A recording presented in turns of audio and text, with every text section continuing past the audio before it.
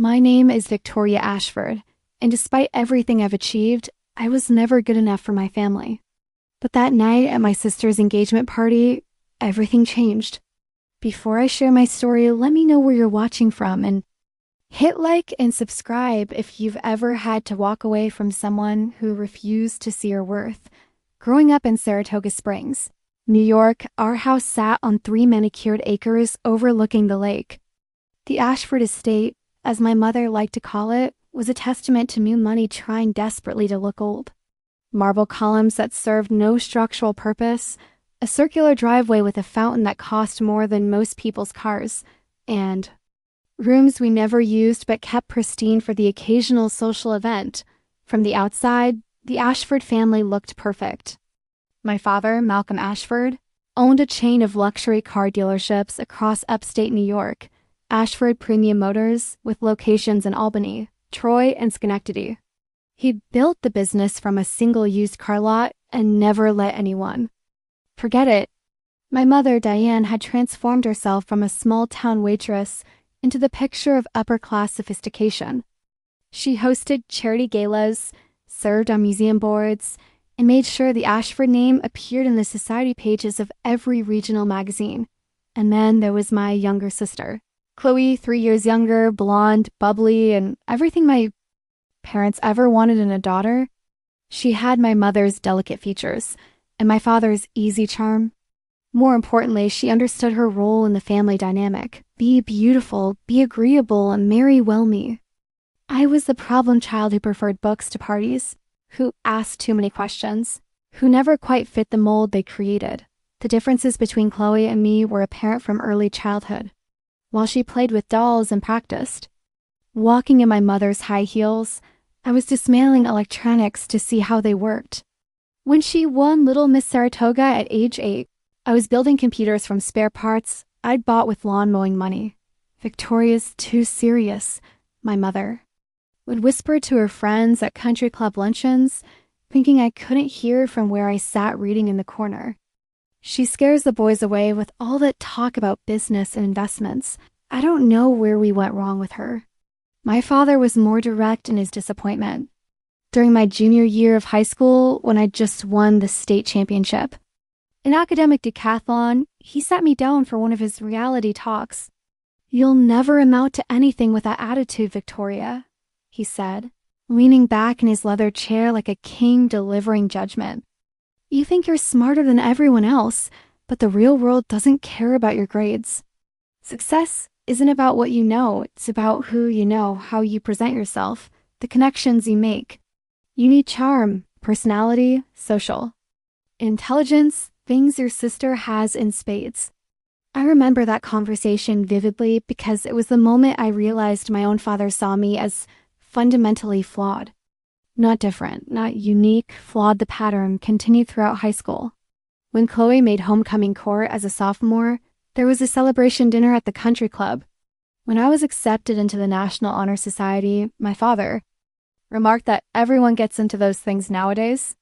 When Chloe started dating the quarterback, my parents beamed with pride. When I won a national coding competition with a prize of $10,000, my mother worried that I was becoming too focused on nerdy things. The disparity in treatment became most obvious on our birthdays. For Chloe's Sweet 16, my parents threw a party for 80 people, complete with a DJ, professional photographer, and a brand new BMW convertible waiting in the driveway with a giant pink bow. For my 18th birthday, we had dinner at home with my grandparents, and I received a $200 gift card to Best Buy. Victoria doesn't really like parties. My mother explained to anyone who asked about the difference. She's more practical. Bye! The time I graduated valedictorian from high school, giving a speech to an auditorium full of people while my parents sat in the back row, Chloe texting on her phone beside them. They'd already written me off as the family disappointment. Who happened to be good at taking tests? The college years only widened the gap. I worked 3 part-time jobs throughout high school, tutoring kids in math, fixing computers for local businesses, and working weekends at a local coding boot camp. Every dollar went into my college fund because I'd learned early not to. count on family support for my dreams when my MIT acceptance letter arrived with a full scholarship for computer science and finance. I was ecstatic. This was my ticket to a different life, a chance to prove that intelligence and hard work mattered more than charm and connections. My father's response was delivered with the casual cruelty that had become his trademark. Don't let it go to your head, Victoria. College doesn't guarantee success. Half the smartest people I know are broke. Your sister has something you can't learn in any classroom. She knows how to make people like her. That summer before college, as I worked 60-hour weeks to save every possible dollar, Chloe spent her days by the pool, planning her wardrobe for her senior year of high school. My parents had already started talking about which colleges would be the best social fit for her, which sororities had the right connections, which majors would be suitable for a future society wife. Nobody asked about my plans, my excitement, or my fears about starting at one of the most prestigious universities in the world. I was 18 years old, about to begin the journey that would define my entire life, and my family treated it like an inconvenient phase I was going through, but I was determined to prove him wrong. Even if it took years, even if they never acknowledged it, I would build something so undeniable, so extraordinary, that their dismissal would become impossible to maintain. I just never imagined how long that would take, or how much it would cost. Me emotionally to get there MIT was like stepping into a different universe. For the first time in my life, I was surrounded by people who valued intelligence over appearance, innovation over conformity, substance over style. The campus hummed with ambition and possibility. Here, being the smartest person in the room wasn't a social liability.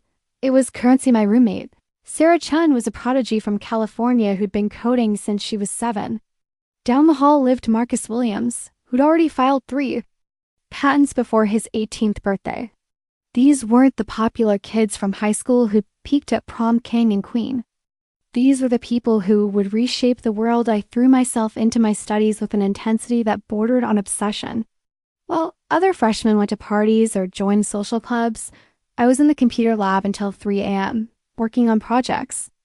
That fascinated me more than any social gathering ever could. My professors began to notice, first Dr. Elizabeth Hart in advanced algorithms, then Dr. James Morrison in financial mathematics, Ms. Ashford.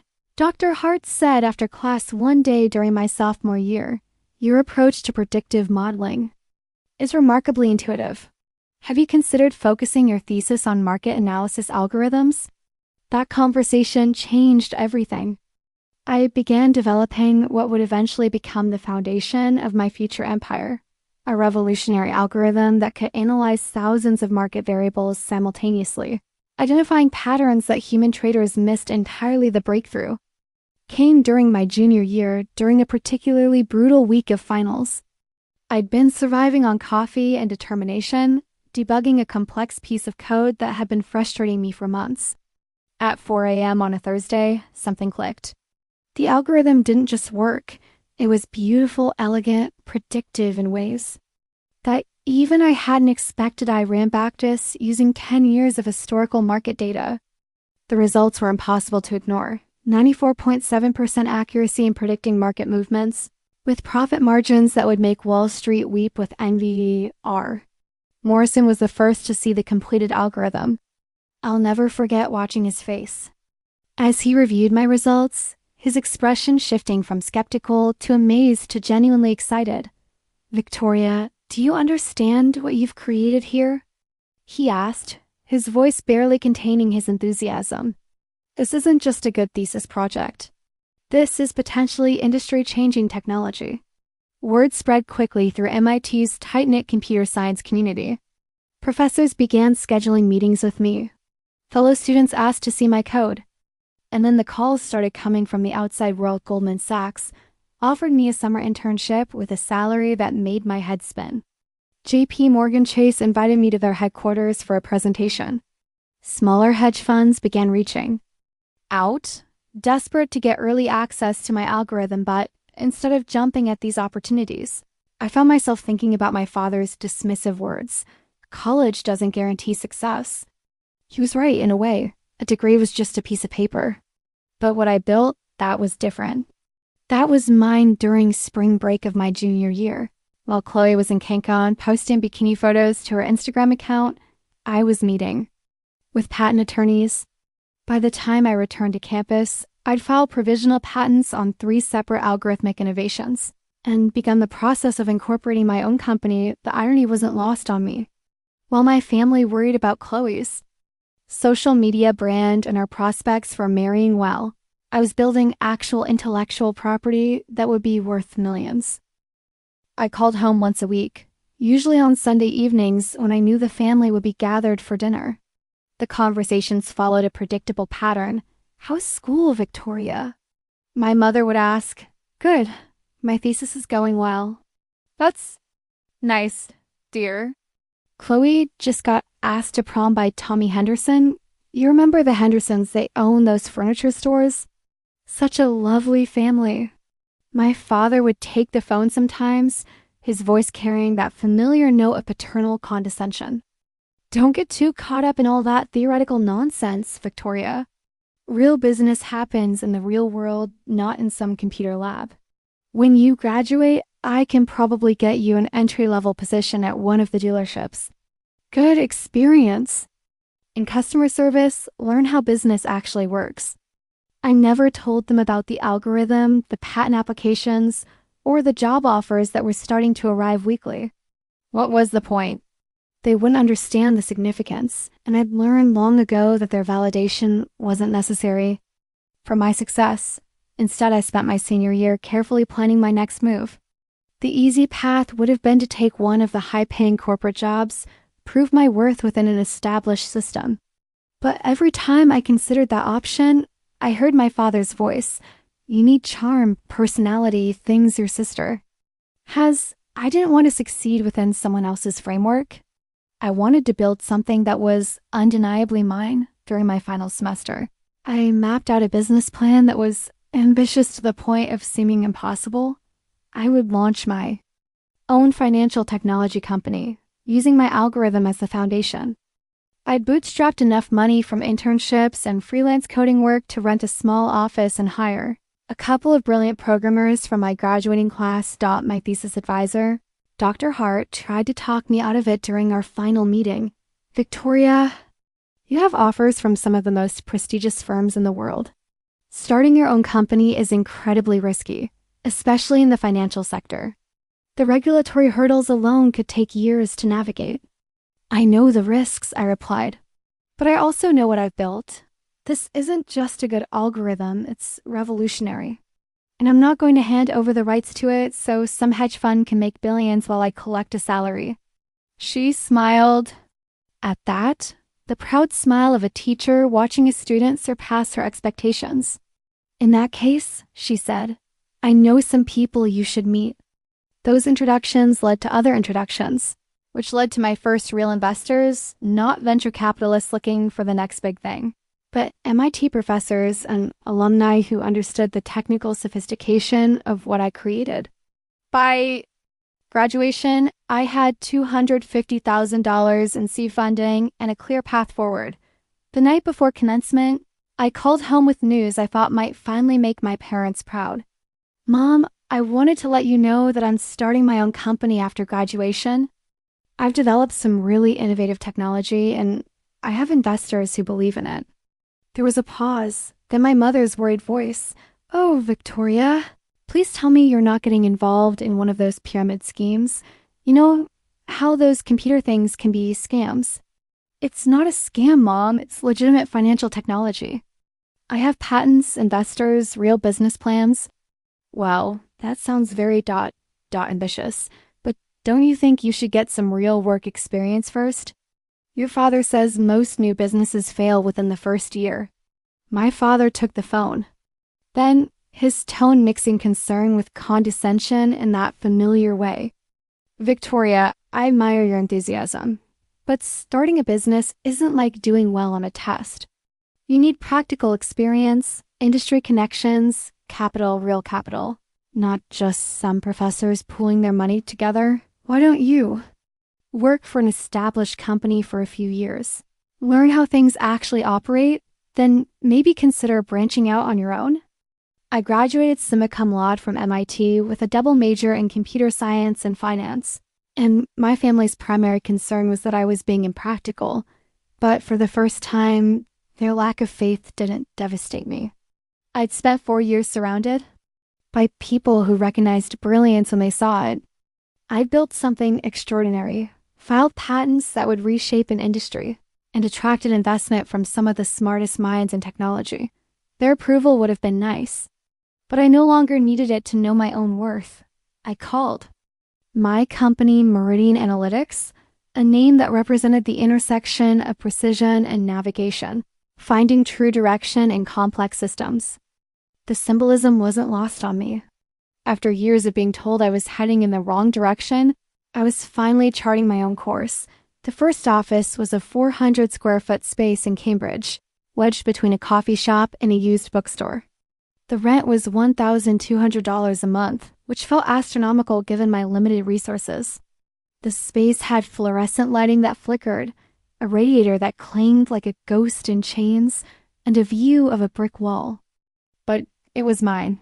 I hired 2 programmers from my MIT graduating class, David Park, a quiet genius who could make computers do things that seemed like magic, and Lisa Rodriguez, whose understanding of financial markets was matched only by her ability to translate complex algorithms into practical applications. Those first months were brutal in ways I hadn't anticipated. 18-hour days became the norm.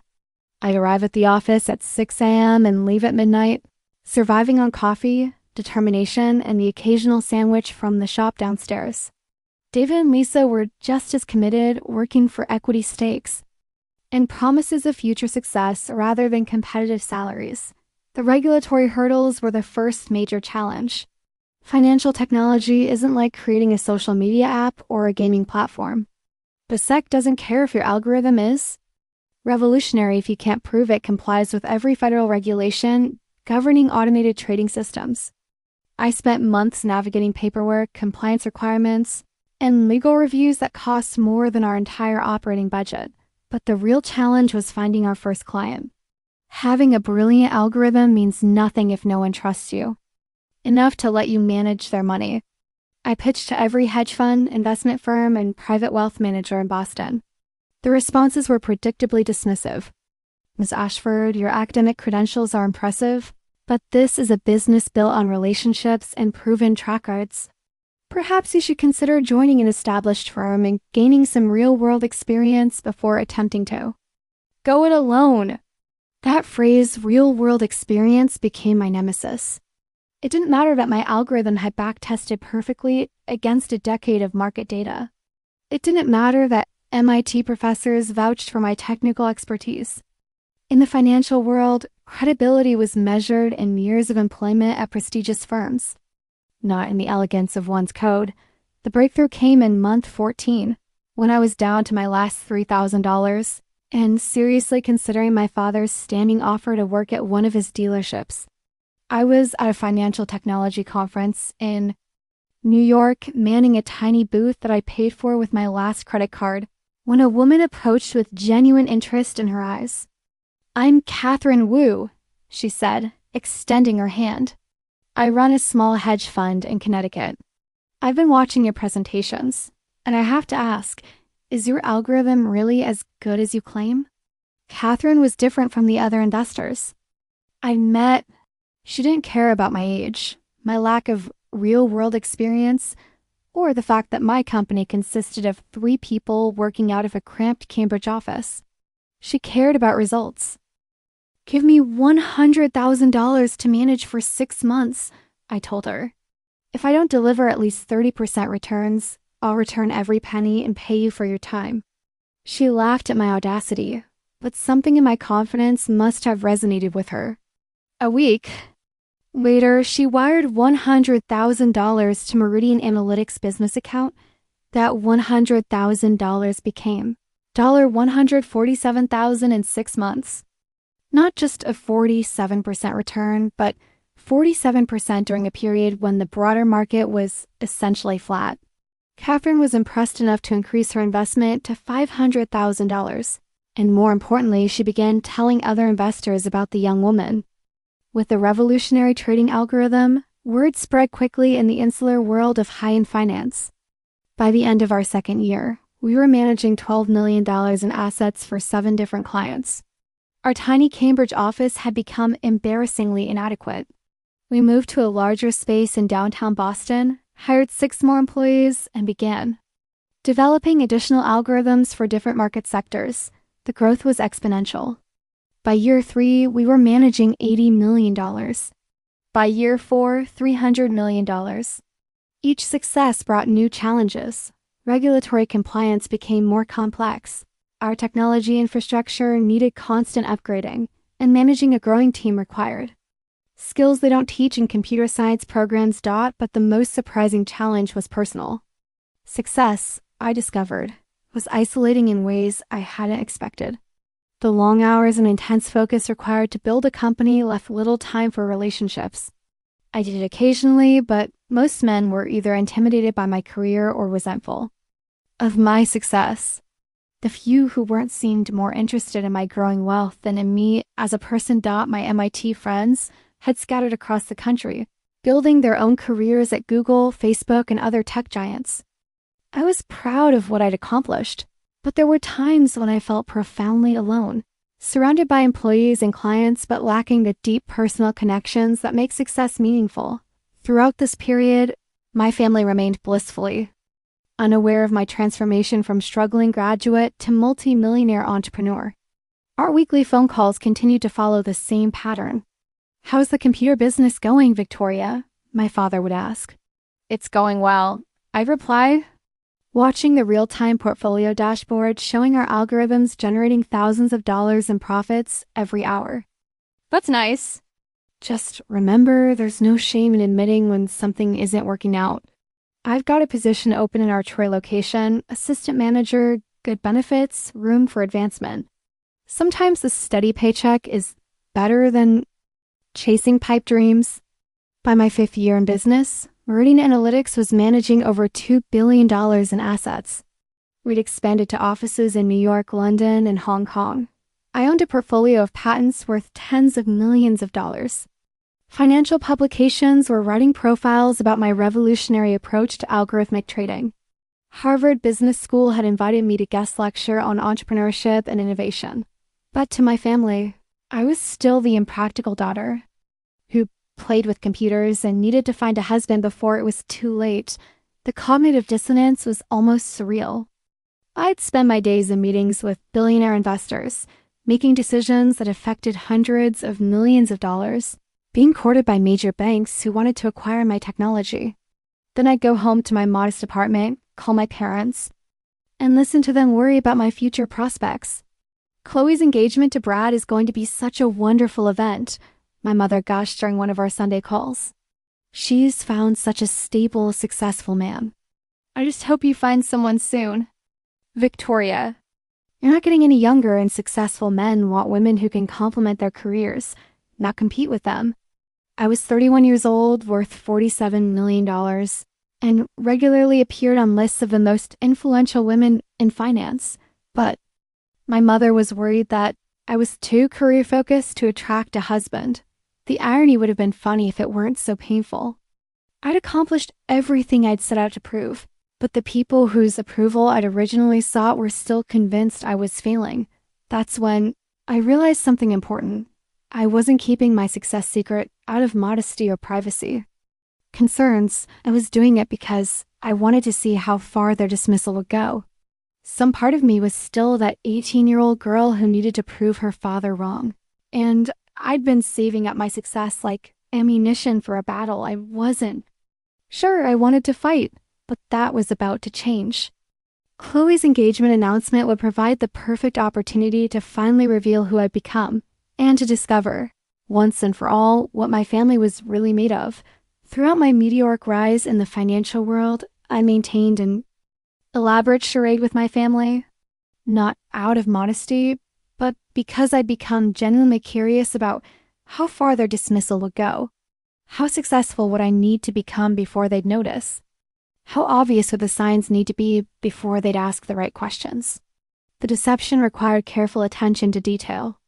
I drove a 3-year-old Honda Civic to family gatherings, dressed in clothes from department stores rather than the designer boutiques I could easily afford. When they asked about my living situation, I mentioned my apartment in Cambridge without specifying that it was a $4,000 a month penthouse with panoramic views of the Charles River. My parents' house became a fascinating anthropological study. Every visit reinforced their carefully constructed narrative about their daughters' lives. Chloe was the success story, beautiful, popular, destined for advantageous marriage that would elevate the family's social status. I was the cautionary tale, too smart for my own good, focusing on career instead of family, likely to end up alone and unsuccessful. The evidence that might have contradicted this narrative was consistently dismissed or reinterpreted to fit their preconceptions. When I gave expensive gifts, they assumed I'd gone into debt or received help from friends. When I traveled for business conferences, they worried I was wasting money on frivolous trips. When financial magazines began featuring articles about young female entrepreneurs in tech, my mother would show me the articles with genuine concern. "Look at these poor girls, Victoria," she'd say, pointing to photos of successful women in their 30s, so focused on their careers that they've missed out on having families. "Promise me you won't end up like this." One particularly surreal example occurred during a family barbecue when I was 30. I'd driven up from Boston in my Honda, wearing jeans and a modest blouse, playing the role of the struggling entrepreneur. During dinner, my father's phone rang. "Malcolm Ashford," he answered, then paused as the caller spoke. "Oh yes, of course, I know about Meridian Analytics. Revolutionary stuff, really impressive growth trajectory. No personal connection to the company, I just follow financial news." He hung up and turned to the table. That was a reporter from the Albany Business Journal. They're doing a story on successful local companies. Wanted to know if I had any insights about some tech firm. "In Boston? Meridian something or other. Apparently they're making waves in the investment world." I nearly choked on my beer. My own father had just fielded a call about my company without making any connection to his daughter. "That's nice, Dad," I managed to say. "Yeah, it's always interesting to see young entrepreneurs succeed," he replied. "Though most of these tech startups are just bubbles waiting to burst. Real business is built on relationships and proven models, not fancy algorithms." Chloe looked up from her phone where she'd been editing selfies for Instagram. "Speaking of success, did I tell you guys that Brad's father might make him a partner in his law firm? We're thinking about a summer wedding next year." And just like that, the conversation moved on to the truly important topic, Chloe's romantic prospects and social advancement. These interactions became a kind of psychological experiment. How much success could I achieve while remaining invisible to the people who claimed to know me best? The answer, it turned out, was virtually unlimited by the time Forbes featured me on their 30 under 30 list in finance. I owned 67% of a company valued at over $300 million. I'd been invited to speak at the World Economic Forum in Davos. The Secretary of Treasury had personally called to ask my opinion on proposed regulations for algorithmic trading. I owned real estate in 3 countries and had more money than I could spend in several lifetimes. But when I showed up for Sunday dinner at my parents' house, I was still just Victoria, the daughter who'd never quite figured out how to be successful in the ways that mattered. The psychological toll of maintaining this double life was more significant than I'd anticipated.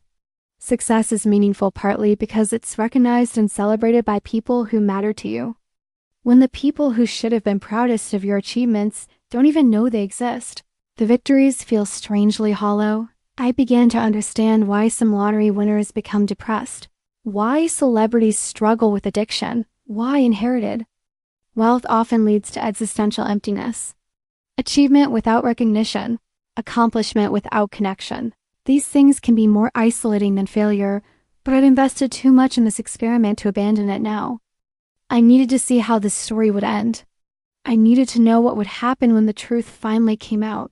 The catalyst came when Chloe announced her engagement to Bradford Montgomery III, Brad, as everyone called him, a trust fund baby, whose greatest accomplishment was completing a triathlon without coming in last. His family owned a small chain of luxury hotels across New England, and more importantly, they had the kind of old money social connections that my parents desperately craved. Finally, my father declared the night Chloe brought Brad home, too. Announced their engagement. We'll have a wedding that puts the Ashford name on the social map. The Montgomery family has connections throughout New England. This is the kind of alliance that builds dynasties. I watched this performance with fascination and growing anger. My sister had dropped out of college after 2 years, spent her 20s, posting makeup tutorials on social media and never held a job for more than 6 months. But her engagement to a mediocre man from a wealthy family was being celebrated as the family's greatest achievement. Meanwhile, I'd built a business empire that employed over 200 people, generated hundreds of millions in revenue, and revolutionized how institutional investors approached algorithmic trading. But because I was unmarried and worked in technology, I was still seen as the family disappointment. What about Victoria? Chloe asked sweetly during that dinner, though her eyes glittered with familiar malice. Will you bring a date to the engagement party? The question hung in the air like a challenge. I hadn't dated anyone seriously in 2 years, not because I couldn't find interested men, but because building an empire left little time for the kind of relationship I actually wanted. Most of the men I met were either intimidated by my success or interested primarily in my wealth. The few who appreciated me for myself were often in similarly demanding careers, making sustained relationships difficult. Victoria's too picky. My mother sighed, as if discussing a character flaw that might be curable with the right therapy. She thinks she deserves some wealthy Prince Charming. At her age, she should be grateful for any decent man who'll have her. Maybe she could ask? Out that security guard at her office building, my father chuckled, warming to the theme. What's his name, Frank? Fred? He seems nice enough, and he's probably more realistic for someone in Victoria's situation. The table erupted in laughter. Even Chloe giggled behind her manicured hand, though she tried to look sympathetic. Frank's probably 45 and divorced, Brad added helpfully. But hey, beggars can't be choosers, right? More laughter. My parents were practically crying with amusement at the image of their successful, accomplished daughter settling for the building security guard because she couldn't do any better. I smiled and nodded along, but something crystallized in that moment. The experiment was over. It was time for the truth to come out, and I knew exactly how to do it. Chloe's engagement party was scheduled for December 15th at the Saratoga Country Club. The venue itself was a monument to old money aspiration.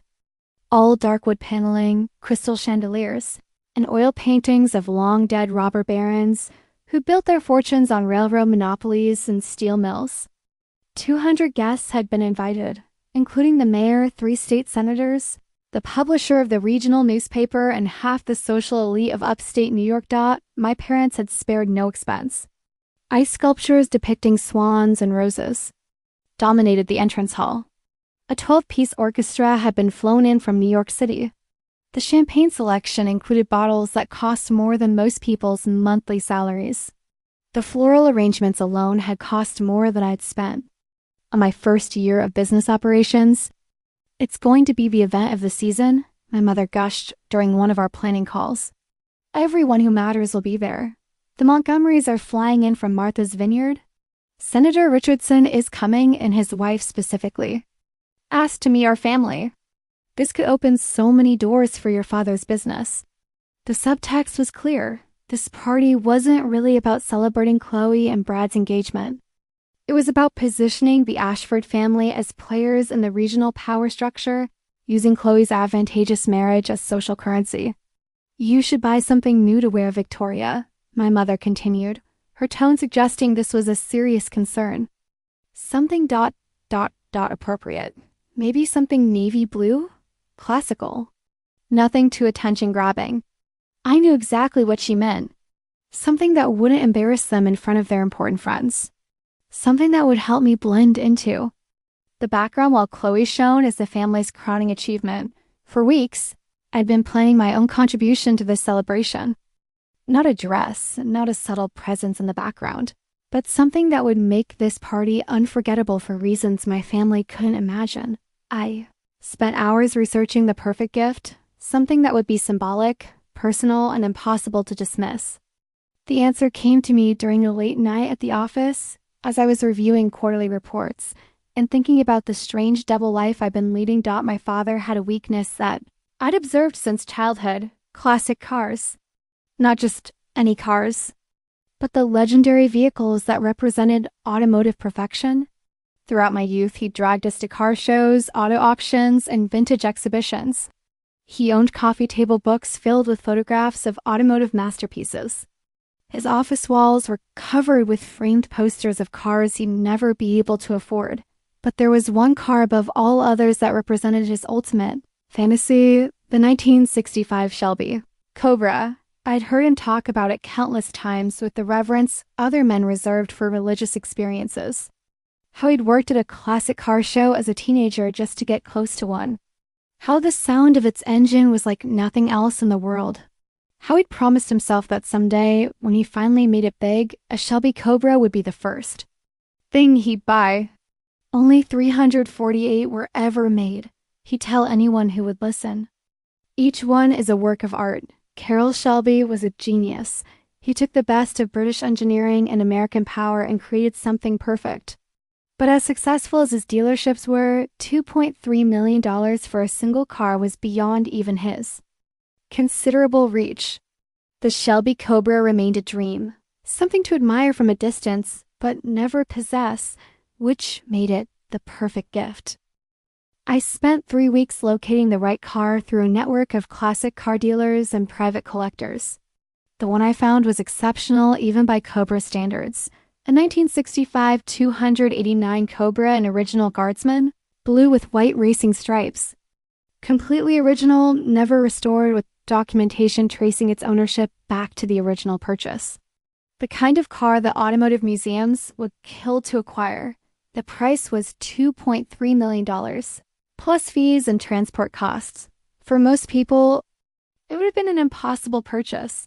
For me, it represented about 5% of my liquid assets, a significant but manageable expense. The logistics were complex. I arranged for the car to be transported from our private collection in California to Saratoga Springs, arriving the morning of the party. I commissioned a custom silk cover in deep burgundy with gold trim, elegant enough to complement the country club's formal atmosphere. The bow was custom made as well, not the cheerful red of the typical gift, but a sophisticated gold that suggested something truly special.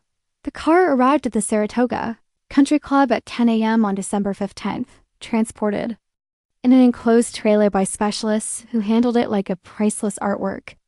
I'd arranged for it to be positioned in the club's main ballroom, near the floor-to-ceiling windows that overlooked the golf course. Even covered, its presence dominated the space. The country club staff was mystified.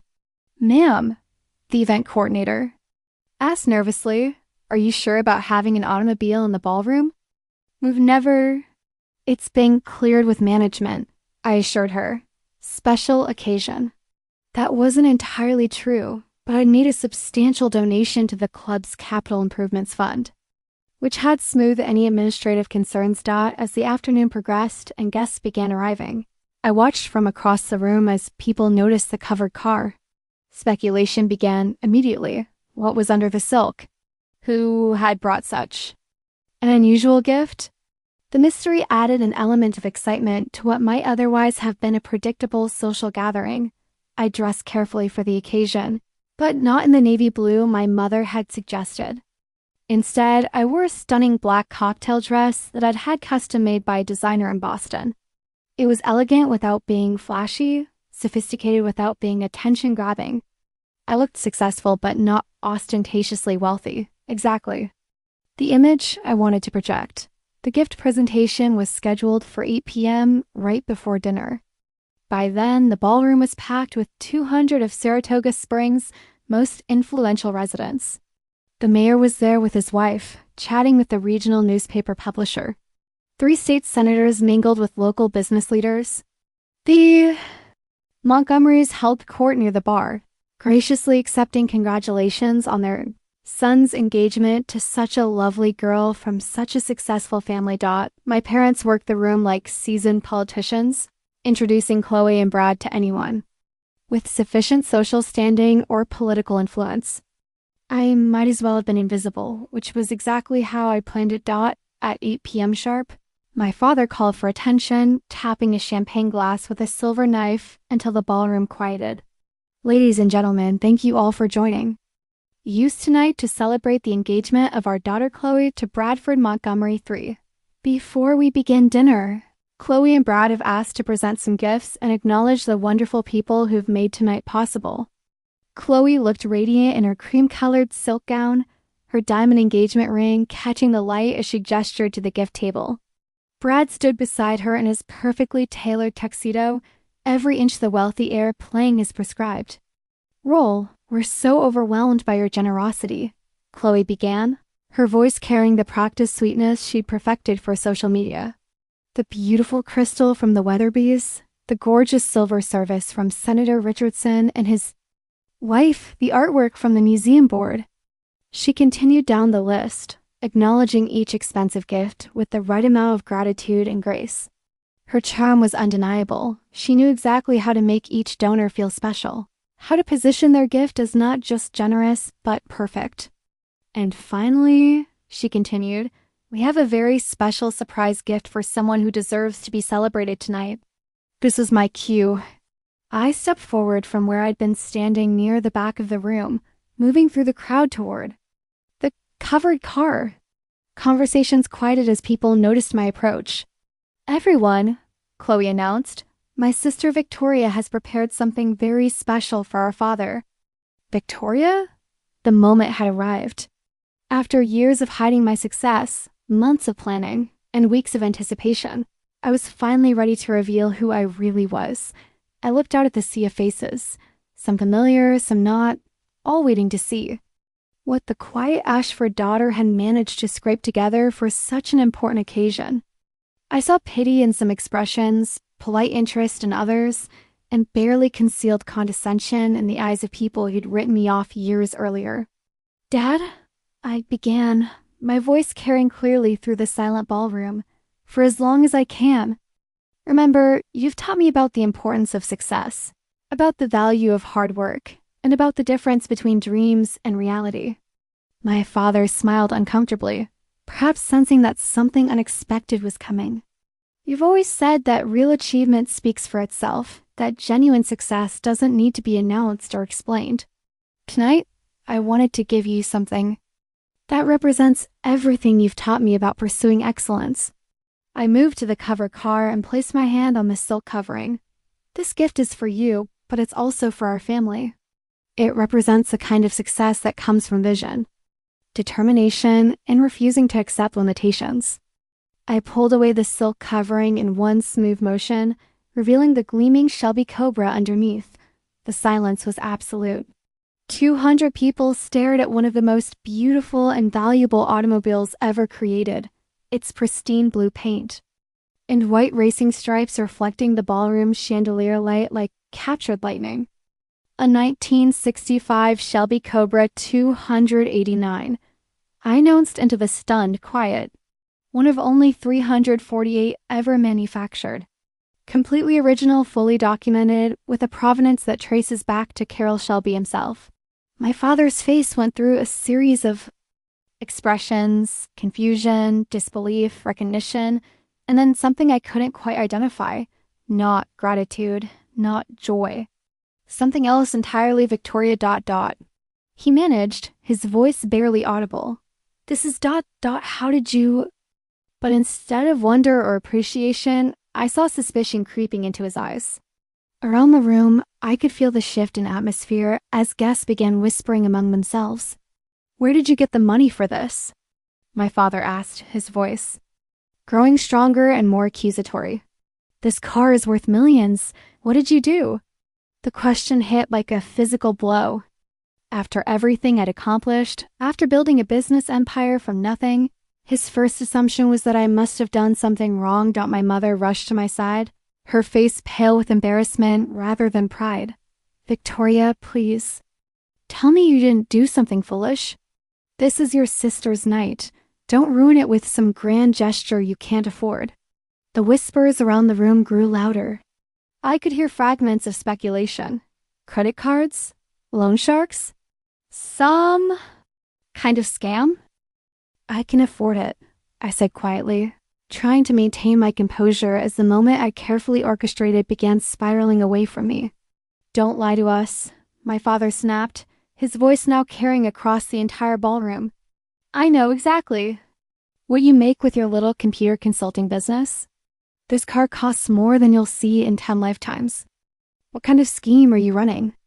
Are you involved with dangerous people? The accusation was devastating in its casual cruelty. In front of 200 of the region's most influential people, my own father was publicly suggesting that I was either a criminal or a fool.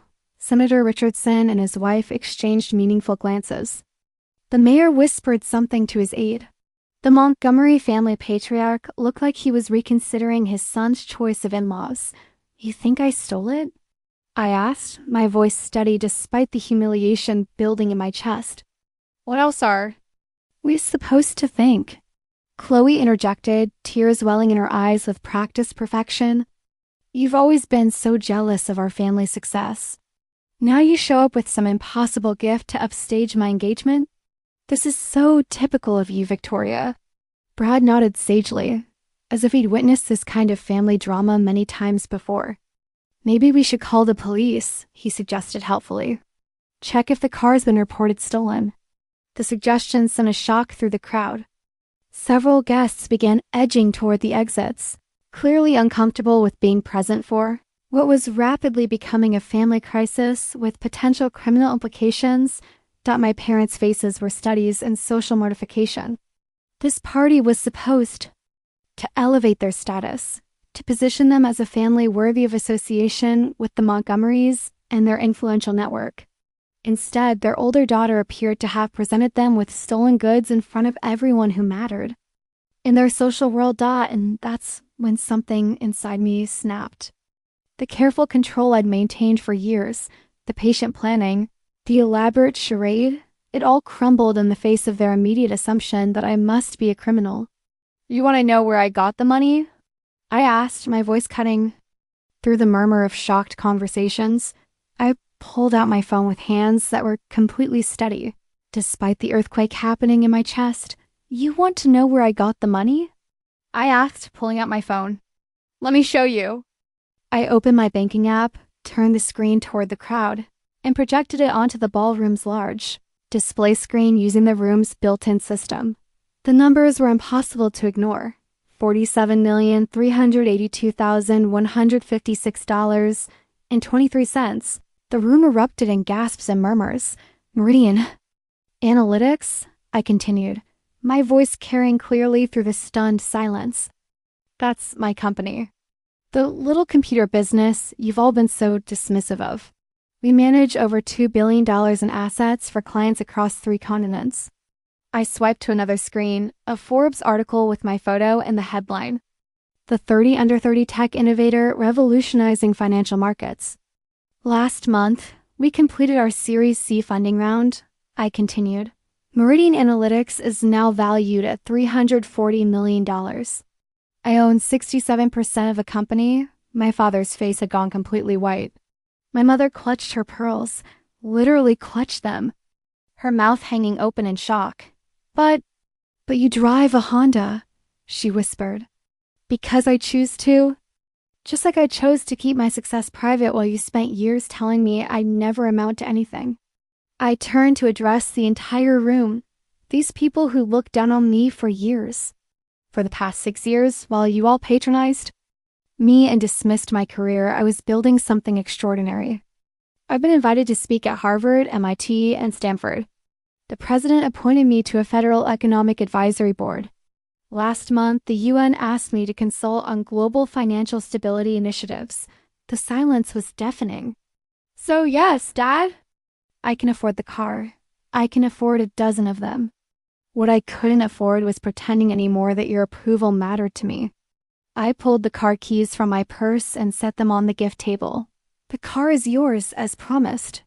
Consider it Payment for all the valuable lessons you taught me about resilience, self-reliance, and the importance of proving people wrong. The aftermath was swift and brutal. By the next morning, the story had spread throughout Saratoga Springs' social circles. The mysterious Ashford daughter who'd been hiding a business empire. The family who dismissed their own millionaire. My phone rang constantly. Reporters, investors, old classmates, distant relatives who suddenly remembered how close we'd always been. My parents called too, but their messages revealed their true priorities. Victoria, we need to talk about this publicly, my father's voicemail said. People are asking questions about why we didn't know about your success. It's reflecting poorly on the family business. We need to present a united front. My mother was more direct. Darling, we're so proud of you, of course. We always knew you were special. But this display at Chloe's party was so unnecessary. Couldn't you have told us privately? Now people think we're bad parents. Even Chloe reached out. Vic, I'm happy for your success, really. But did you have to humiliate me at my own engagement party? Everyone's talking about you instead of my engagement. It's not fair. Not one of them apologized. Not one acknowledged years of dismissal and condescension. Their only concern was managing the social fallout. I ignored their calls and focused on my company. Meridian Analytics have received a surge of interest after the story broke. Major financial publications wanted interviews. New clients were calling daily, but the most satisfying call came 3 weeks later. Ms. Ashford?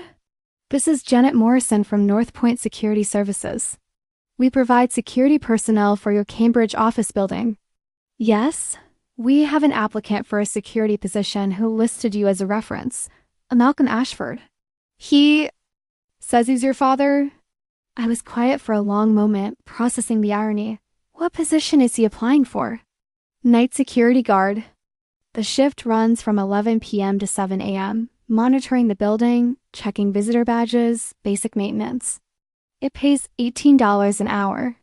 My father, who'd built a small empire of car dealerships, was applying to work security at my office building. For $18 an hour, Miss Ashford? Are you still there? Yes. What happened to his dealerships? I'm not sure about the details, but he mentioned some financial difficulties. Business loans, declining sales. He seems desperate for work. I closed my eyes, thinking about karma and consequences. Hire him, I said finally. But he works for the building, not for me. I don't want any special treatment or acknowledgement of our relationship during work hours. Understood. Should I tell him you recommended him? No, let him think he got the job on his own merit. 3 months later, I was working late in my corner office on the 14th floor when I saw a familiar figure in the security uniform walking the lobby below. Malcolm Ashford, checking doors and emptying trash cans, his shoulders stooped with exhaustion and defeat. I watched him for a few minutes, remembering all the times he told me I'd never amount to anything, that I should find a man to take care of me, that my dreams were unrealistic. Now he was working the night shift at my building, earning in a month what I made in an hour. I should have felt vindicated. This was poetic justice at its finest. The man who'd dismissed my potential now literally working beneath me instead. I felt empty the next week. I made a decision that surprised even me. I took the elevator down to the lobby at 2 a.m. Where my father was reading a paperback novel at the security desk. He looked up when the elevator dinged, and his face went through a series of expressions: surprise, shame, defiance, and finally, resignation. Victoria, Dad. We looked at each other for a long moment. He seemed older, smaller somehow. The arrogant man who dismissed my dreams had been replaced by someone who looked genuinely broken. How are the dealerships? I asked quietly. He shrugged. Gone, all 3 locations. Couldn't compete with the big chains, couldn't keep up with the loans. He paused. Your mother's working at a boutique downtown. First job she's had in 25 years. And Chloe? Brad called off the engagement after your party. Saudi couldn't handle the family drama. She's moved back home. He laughed bitterly. Turns out his family wasn't impressed by being associated with people who didn't know their own daughter was a millionaire. I felt a pang of sympathy, quickly suppressed. "I didn't know you worked here," he said. "This is my building, Dad. Meridian Analytics owns it." His eyes widened. "Your building? The whole building?" 14 floors. "We occupy 4 of them, lease out the rest." He stared at me for a long moment, and I saw something I'd never seen before in his eyes. Genuine respect. "I'm sorry, Victoria, for everything. For not believing in you, for dismissing your dreams, for ... double quotes. He gestured helplessly. For being a terrible father." It was the apology I waited my entire life to hear. And now that it had come, I realized it couldn't change the past. "I know," I said simply. "Can you forgive me?" I looked at this man who'd shaped so much of my drive to succeed, who'd given me the chip on my shoulder that had pushed me to achieve more than I'd ever thought possible. "I forgave you a long time ago, Dad, but forgiveness doesn't erase consequences." He nodded slowly. "I understand. Do you need this job?" "Yes, we lost almost everything when the dealerships failed. This is the best I could find at my age."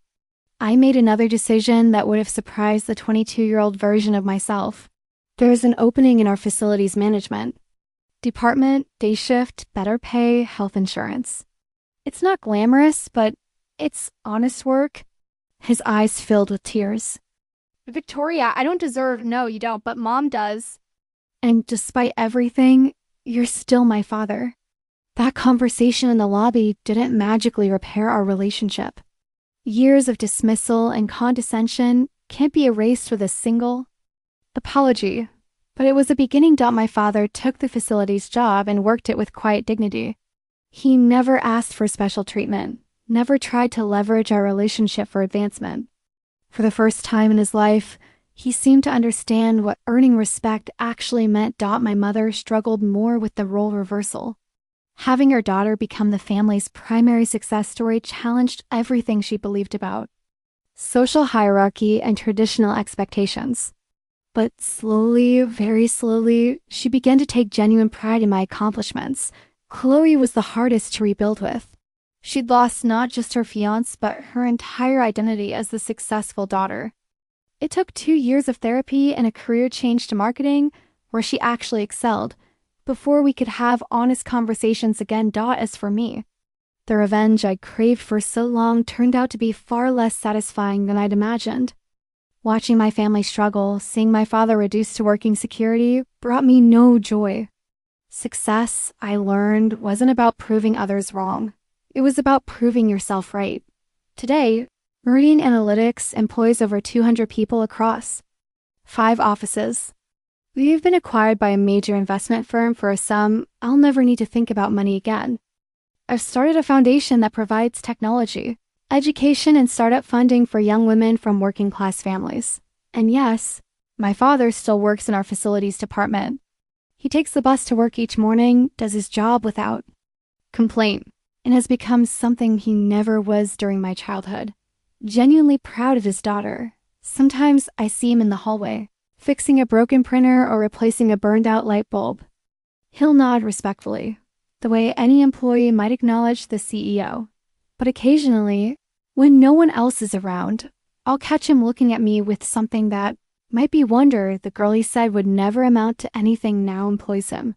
The daughter he dismissed as too serious now appears on the cover of business magazines. The child he thought would never be rich now has wealth beyond his comprehension. But the most powerful revenge wasn't the money or the status or even the role reversal. It was the moment I realized I no longer needed his approval to feel successful.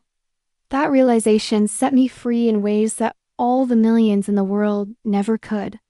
Have you ever had to choose between peace and family? Sometimes the most powerful revenge is walking away.